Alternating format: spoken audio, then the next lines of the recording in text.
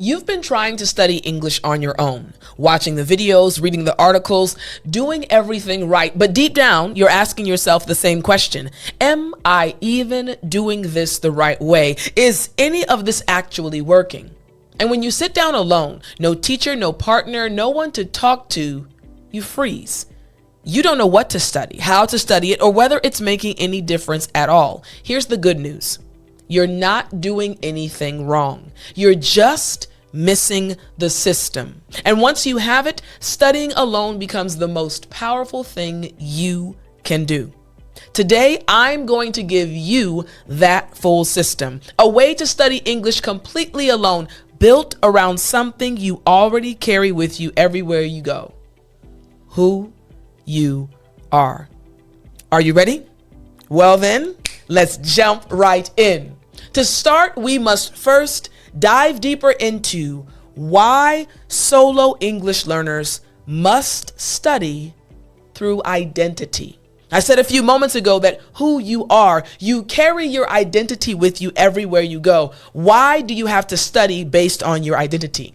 You see, the real problem with studying alone isn't the silence. It's the absence of a reason to speak. You see, there's no teacher asking you questions, no partner reacting to you, and no room to perform in. You read, you watch, you understand, and nothing moves from your head to your mouth when you're studying alone. Identity, however, is the only thing that's always present. Who you are, your identity, it's always there. Endlessly detailed, permanently available, emotionally charged. You are always with yourself. This gives you something urgent to say when no one is asking, because you are with yourself. You see, but identity is too big to study. It has to be broken down into parts you can actually work with. Let me break this down. Your identity, who you are, is made up of 5 components. That's right, 5 components. No matter where you live, no matter what your background is, as an individual, as a human, your identity is broken down into 5 specific parts. 5 components. The first component is life experiences, where you've been and what happened along the way. Your life experiences make up who you are as an individual. Number 2, self-talk. The things you say to yourself about yourself. These things make up who you are. Component number 3, what matters most. Your beliefs, your priorities, the things you won't compromise on. These make you who you are. Component number 4, your daily habits. What you actually do day after day. These things make you who you are. And number 5, your people. The circles you belong to and the relationships that hold you. These 5 components make you who you are. Together, these are the whole of who you are and the whole of what you have to say. Think about it. When you know your identity, you'll be able to express yourself properly in English, and you'll also know how to study alone. Anything you learn behaves differently once it passes through your own life. These 5 components, not just words, expressions, structures, pronunciation patterns, any way of responding, anything you study has to pass through these 5 components of your identity, who you are. Learned in the abstract, though, these things stay just information. When you don't learn them through the components that make up who you are, they're just information that you're memorizing. However, when you learn things through your own experience, your thoughts, your priorities, your routines, your relationships, all of a sudden these things become a part of who you are, and you are able to use them, the words, the expressions. These things will then come back faster. They'll stay longer and arrive without translation. Why? Because you've learned them based on the 5 components of who you are, your identity. Why is this true? Because your brain, the human brain, files things based on your life, not based on a textbook. Here's the rule that this creates. Whatever you learn,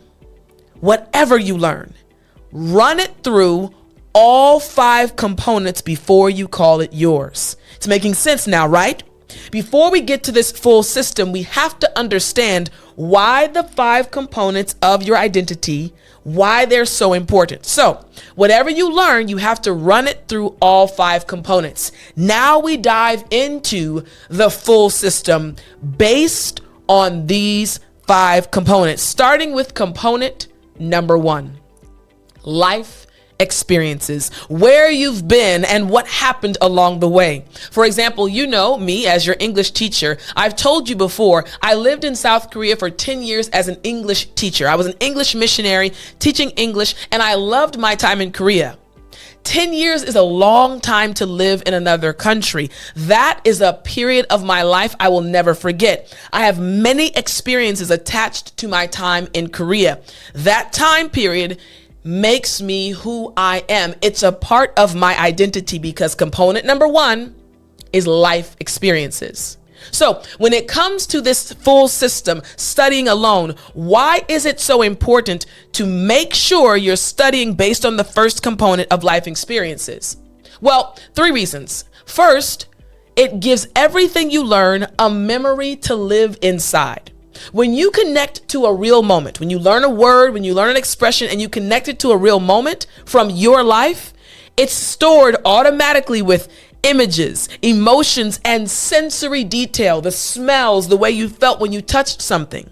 The conditions your brain actually uses to make retrieval fast. When you learn based on the first component, life experiences, it will help you keep the memory inside.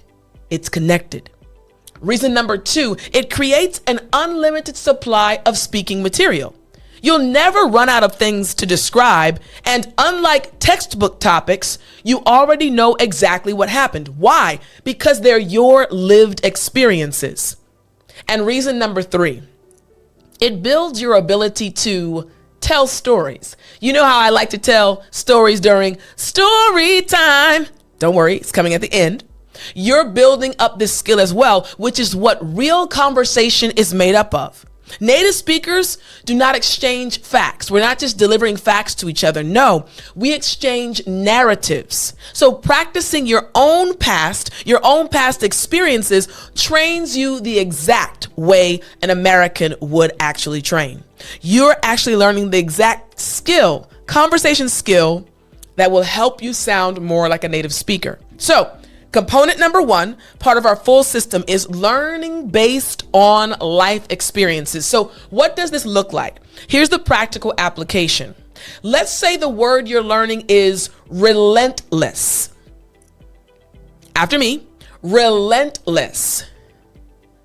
Good. Now, relentless just means never stopping, never easing up, continuing without pause or mercy. That's the definition of the term relentless. But remember, component number 1 of our identity, the full system now, is life experiences. So you have to find a period of your life that would not let up.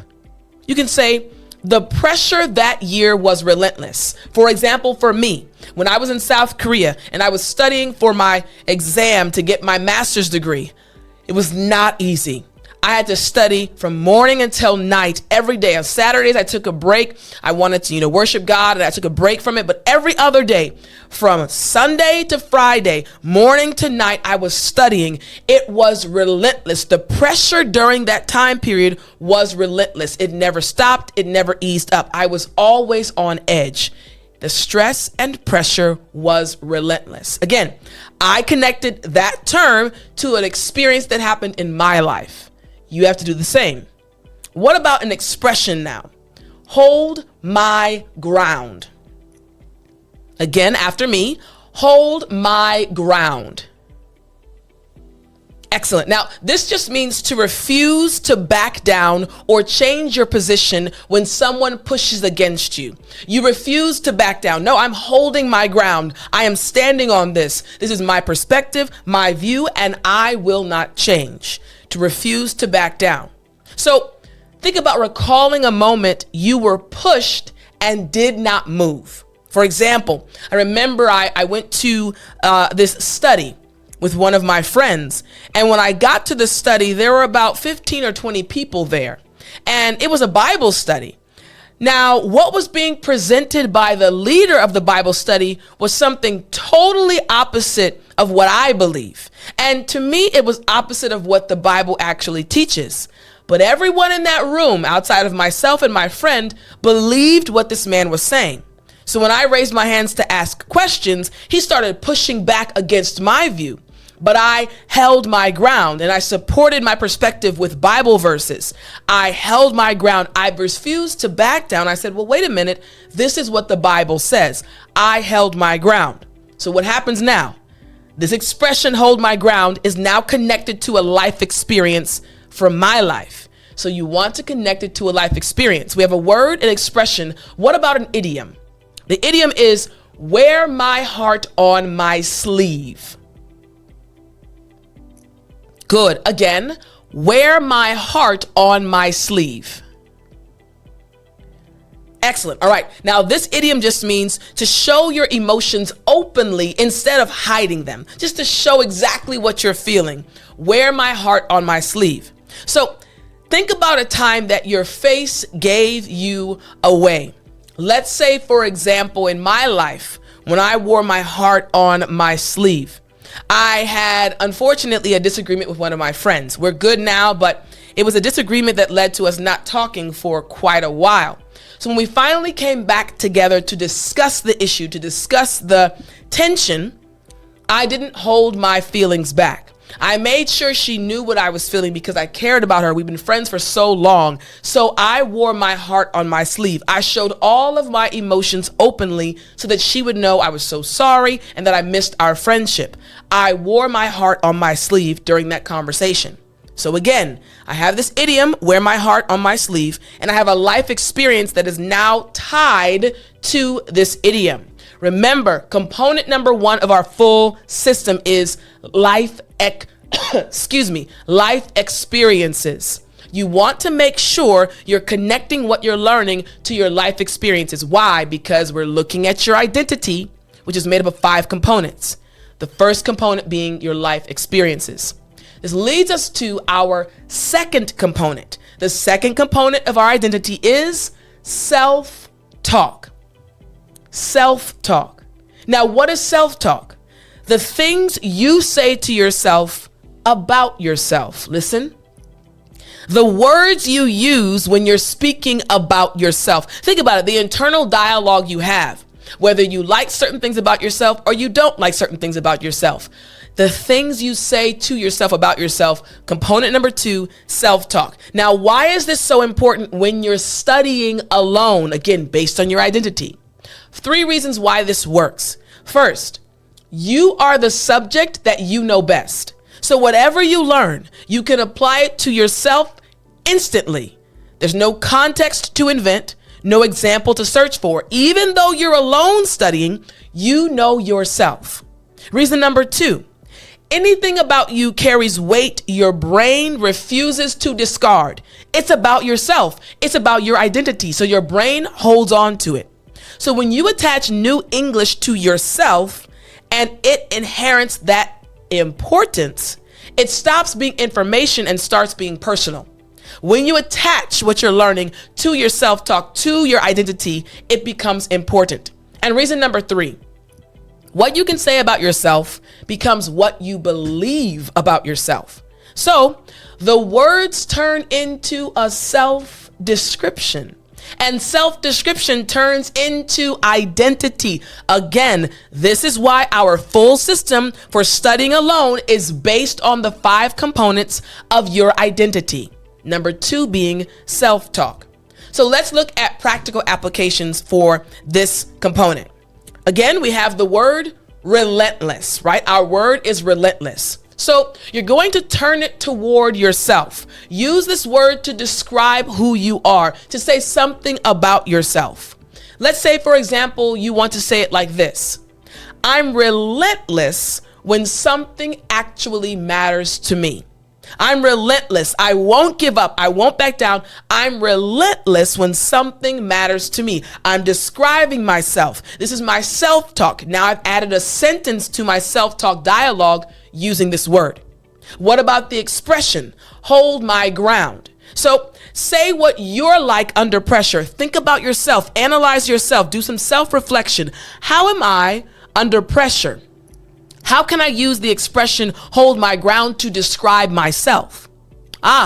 You could say, I don't argue much, but I hold my ground. Again, you're describing yourself using the expression, I don't argue much, but I hold my ground. And then what about the idiom? Wear my heart on my sleeve. Describe your own nature. Are you someone who wears their heart on their sleeve or not? You could say, I wear my heart on my sleeve. I've never been good at hiding what I feel. 3 different terms giving you and showing you how you can apply component number 2, self-talk. When you're studying alone, whatever you're learning, apply it to yourself. Describe yourself. This moves us now to component number 3. What matters most? In other words, the beliefs and priorities you won't compromise. What you believe in, what you hold to be true, things you won't compromise. Again, part of your identity. Component number 3, what matters most? Why is it important as you're studying alone for you to keep this in mind, to keep in mind what matters most, and to apply what you're learning to this component of yourself, your identity? Reason number 1. Opinions force complexity. You see, expressing what you believe demands nuance, hedging, and structure. The exact language advanced learners avoid and most need. When you have to prove your point, when you have to state your opinion, you have to organize your thoughts in the same way that native English speakers do. So component number 3 is what matters most. You have to know your belief system. Reason number 2, it's where your personality actually lives. The beliefs you hold, the priorities you won't compromise, this is actually where your personality lives. So when you can't express what you care about, you sound simpler than you actually are. This is what lets people meet the real you when you allow this component, what matters most, to shine. And reason number 3, emotional weight makes language stick. So anything tied to conviction is retained far more strongly than just neutral material that doesn't mean anything to you, because the brain prioritizes what feels important. This is why component number 3, what matters most, is so important to your full system of studying alone. So what does this look like? You're studying alone. You have these 3 terms, practical application now. The word you have again is relentless, but the component of your identity, the 3rd component again, is what matters most. So you're going to name what deserves that kind of effort. Think about to you, what deserves the kind of effort attached to the word relentless? You can say, I think you have to be relentless about the people you love. This is your opinion now. You're stating your opinion. You're studying alone, but you're organizing your thoughts based on your identity and the 5 components of your identity. What about the 2nd term, the expression, hold my ground? You want to name the thing you won't bend on. Think about yourself. Think about your values. Think about the things you won't bend on, you won't back down on. You can say this. When it comes to my family's time, I hold my ground. And then our 3rd one, idiom, wear my heart on my sleeve. Take a position on it. Do you wear your heart on your sleeve or don't you wear your heart on your sleeve? Think about your position. You could say, I'd rather wear my heart on my sleeve than pretend I don't care. That's your position. That's what matters most to you. Component number 3 of our full system, again, connected to your identity, is what matters most. Stating your opinion, stating your perspective, stating what you stand on.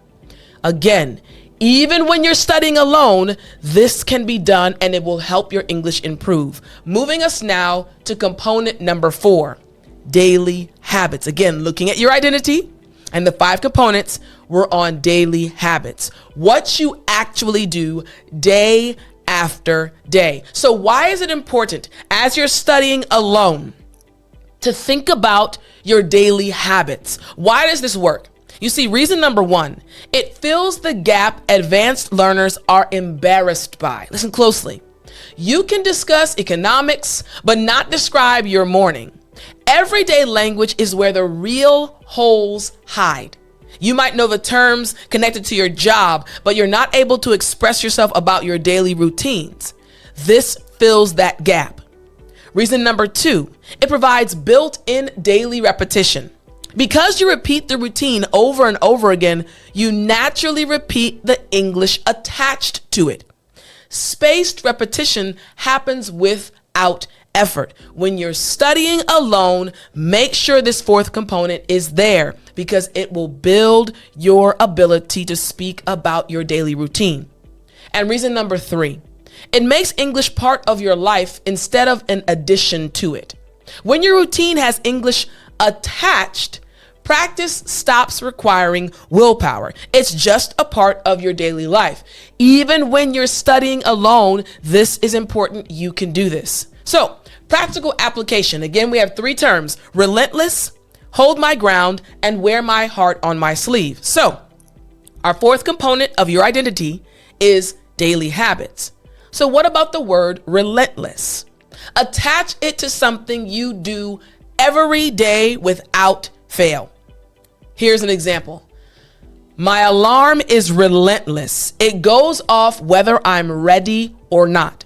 So you have to wake up every day. That happens every single day. The word relentless is now attached to the alarm that wakes you up. My alarm is relentless. It goes off whether I'm ready or not. What about the expression, hold my ground? Find that daily moment you defend. You make sure you defend this moment. For example, every morning someone wants my attention before 8, and I hold my ground. Not before 8. I won't answer any emails. I won't answer any calls. Every morning someone wants my attention before 8, and I hold my ground. Again, that's a daily habit. And what about the idiom? Wear my heart on my sleeve. Notice where it shows up in your routine, where you show your emotions, where people can tell what you're thinking, what you're feeling without saying anything, without you even giving them a hint of what you're thinking with your words. You could say, by the end of a long workday, I wear my heart on my sleeve. My face says everything. Again, by the end of a long workday, I wear my heart on my sleeve. My face says everything. So component number 4, again, your identity, daily habits. Study English when you're alone, connecting them to your daily habits, the words, the expressions, the idioms, what you're learning. And then our 5th component, your people. This connects to the circles you belong to and the relationships that hold you, making you who you are. So as you're studying, when you're alone, you want to make sure you're studying based on these 5 components. Why does this work? Why is it so important to study with this 5th component? You see, there are 3 reasons. First reason, people are specific, and especially it's important to be specific. And specificity is what makes language stick. So it's attached to a real person when you're learning something. Then English now lands on a face instead of a definition. When you're thinking of that term, not just the words come out, but a person you've connected it to, someone in your life, your person, your people. Reason number 2, you already have strong feelings about these people. That emotional charge tells your brain the language matters, something no textbook example can manufacture. You're connecting that word to someone who's already important, someone who's living in your heart, someone who's in your mind who you care about, so the word naturally will stick and latch on to that person. And reason number 3, describing people is what conversations are made of. Real talk is dominated by others. What they said, what they did, what they're like. You're constantly describing other people as you're having conversations. So when you're alone, as you learn new things, practice doing this, attaching what you're learning to the people that are important to you in your life. Here's the practical application. Again, the 3 terms we've been using throughout this lesson: relentless, hold my ground, and wear my heart on my sleeve. Relentless. Pointed at someone real. For example, my mother is relentless. She has never once let something go. Maybe your mom is relentless and she's never going to let anything go. My mother is relentless. She has never once let something go. The term is now connected to someone you love. What about the expression hold my ground? Describe how someone else handles pressure. Your sister, your brother, your spouse, your friend. My closest friend holds her ground better than anyone I know. My friend, ooh-wee, she's not going to back down. My closest friend holds her ground better than anyone I know. And finally, the idiom, wear my heart on my sleeve.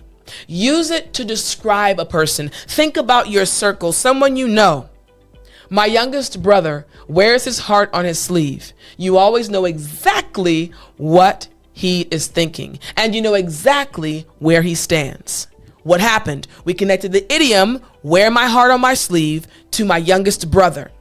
This is how you study alone. This full system, again, using the 5 components of your identity. Number 1, life experiences. Number 2, self-talk. Number 3, what matters most. Number 4, daily habits. And number 5, your people. Study based on your identity. These 5 components, and I guarantee, even when you're alone, your English will improve.